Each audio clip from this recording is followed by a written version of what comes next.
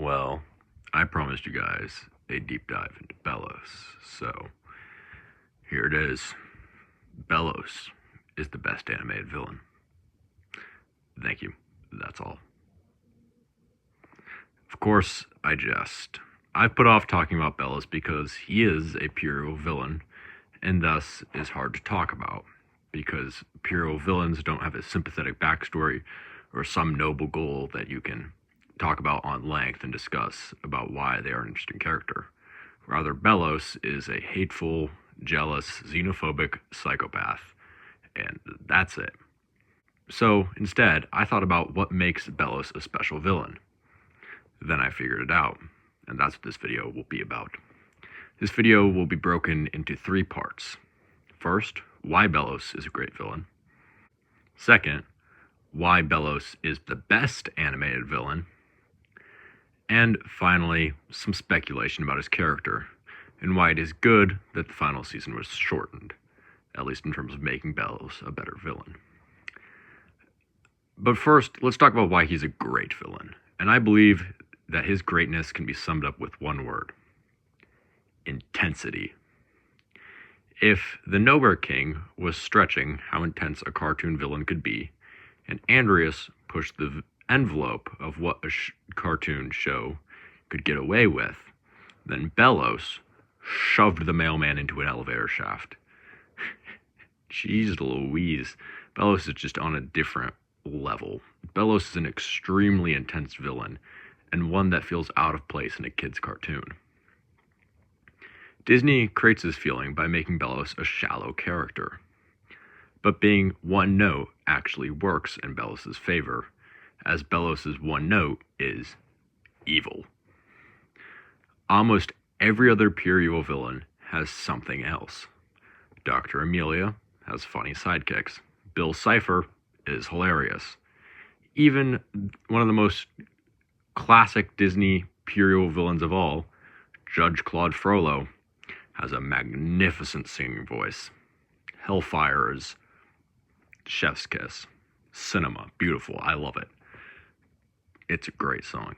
But that's not the point. Belos has nothing else going on for him besides evil. This means that whenever Belos is on screen, you know that there is not going to be any lighthearted antics going on. This is the first part of what makes Belos intense, because he is intensity, because there is no other part to him besides evil, so that's all you're going to get is tense moments. The second prong of what makes Belos intense is his actions. See, Belos is evil to a degree that's not really seen in cartoons. Like, the only character who's comparatively evil as Belos would, I guess, be maybe the Lich, but not really. I'll talk about the Lich in a little bit. Belos is not only trying to murder an entire nation so that he can be heralded as a hero. He also raises and kills clones of his own brother in an effort to recreate the perfect sibling. He also consumes these cute little magical creature dudes named talisman in order to extend his own life. But I think what really makes Belos an intense villain is that he is a deft manipulator. Belos creates a cult and uses it in a plot to kill everyone. See, he claims to speak for the Titan, and thus gets the absolute trust of everyone, only to turn around and stab them in the back. He does this all so that he will be hailed as a great witch hunter when he returns to Earth. The one other thing about Belos that I will mention here is his greed. Belos sees himself as the hero of his own story and does everything in order to make himself one. Even his final plea, when he claims that all this time he was just being controlled by a curse, shows how he is manipulative until the very end and is ultimately a self-serving character. Finally, Belos' design is immaculate. His initial design is simple, yet uncanny, with this, especially when the mask gets cracked and you see the glowing blue eye underneath. his human form is unnervingly normal, which creates good contrast with his previous design, as it was pretty creepy. And then his Wendigo form is just terrifying. I will never forget the first time I saw Belos possess Hunter, and one of the most upsetting scenes in any cartoon I have ever seen. But more than that, when he's in his Wendigo form, he has these jerky, lurchy movements that make him feel even more terrifying. The only real gripe I have about Belos' design is that his final form resembles, I think it's Bipitar, the stage 1 evolution to Tyranitar. Like his chest sort of looks like that Pokemon. You know what I'm talking about, right? Maybe not.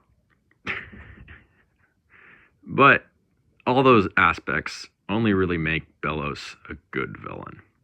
So, how can I say with confidence that Belos is the best villain? Well, wake the hell up, samurai, and rip and tear until it is done, because the rest of this video will be vaguely intellectual sounding terms that I have sourced from the foremost thinking visionaries in this field, namely, my butt. The reason why Belos is the best villain is because he has both of the qualities that make a great pure evil villain. These qualities are being ideologically opposed to the main character and being personally invested to the main character. These two traits are present in every good pure evil villain. Let's take a look at some less impressive pure evil villains to illustrate this point. First, the Lich from Adventure Time. The Lich, in my opinion, is one of the worst pure evil villains because he is not personally invested in the main character, seeing as he is a cosmic evil, and is also not ideologically opposed to Finn, because Finn's main ideology is not sustaining all life in the universe. So, because of this, the Lich feels distant. Similarly, Bill Cipher. Bill Cipher is a better pure evil villain because he is personally invested with the main characters, as he shares a close relationship with Ford, but he lacks the ideological opposition, as he is a being of pure chaos. On the other hand, Dr. Amelia is an ideologically opposed villain to Kipo, but she isn't strictly invested in Kipo's story. So the qualities of being ideologically opposed and personally invested allow for pure evil villains to have a depth of character by making them feel personal. Without these qualities, pure evil villains feel more like forces of nature than characters in a story. Like the Lich, he feels distant and thus is not a truly great villain. So, now that we've established, and by we, I mean I, have established the two qualities that allow for a pure evil villain to feel fleshed out, does Belos meet these criteria? Yes. Belos, by nature, is opposed to Luz, who sees the good in everyone and believes that those around her are the most important. Because Belos sees the good in no one and sees himself as the most important thing. He is also intrinsically linked to Luz's story, because Belos has a special link with Luz, as she is the one who taught him how to properly use the runes, with some time travel shenanigans that I won't get into. Furthermore, Belos is personally invested in the fate of Luz, because in some twisted way, he does, I believe, genuinely want her to live, because I do think he has convinced himself somewhat of his ideology. Because Belos is both personally invested and ideologically opposed to Luz, combined with all the other positive traits, it is safe to say that Belos is the best animated villain. Yes, I know I've said that Andreas is my favorite animated villain, and I will stand by that, but I don't think he's a better villain than Belos. I think he's a better character, but strictly speaking, Belos is the better villain.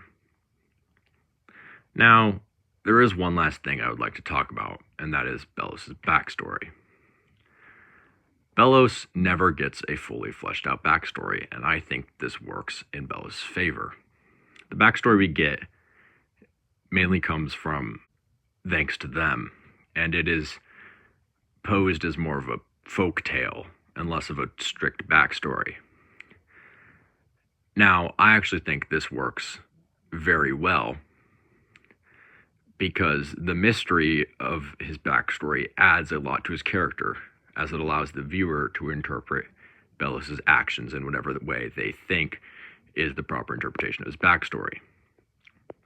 The rest of this video will be my tinfoil hat conspiratorial ramblings about what I think his backstory is, so buckle up. Here's what I think Belos' backstory is, and why it adds, I think, a good chunk of depth to his character. Belos and his brother Caleb were both witch hunters. They came across the original Owl Lady, and Caleb fell in love with either the Owl Lady or the concept of magic. And because then from there, Caleb became a witch using rune magic, much like Luz. He gained a talisman from Evelyn, which is Flapjack. Belos became jealous of the witch for taking his brother from him, and in a fit of rage, killed Caleb. And I think he potentially killed the original Owl Lady, Evelyn. From there, he began to try to kill the witches for what they had forced him to do, all while trying to bring his brother back from the dead. While there isn't a whole lot of evidence to support this idea, there is some. Most of it comes from the hayride and thanks to them, and what Belos says when he kills Flapjack, that being, "Goodbye, Evelyn." I think the ability to interpret Belos' backstory in whatever way you want makes him a more interesting character, as he can be seen in a different way depending on the viewer. And I think the mystery makes him just that much creepier and that much more intense. Thank you guys so much for tuning in. I really appreciate it. Please like and sub and comment. I love reading your guys' comments, and I've been feeling lonely in the comment section lately with no comments to read or even respond to. It's been 43 years since I've got a good comment. My dearest Peggy, it has been a fortnight since I've read it. I'm kidding. But seriously, do comment. I really do appreciate it. Thank you guys so much for tuning in. As always, I'll probably try to make the video on Scarlemagne next. It's a little shorter, though, because there's not a whole lot I want to particularly say. Also, I have been getting some requests to see Made in the Abyss, which I will try to get to as soon as possible.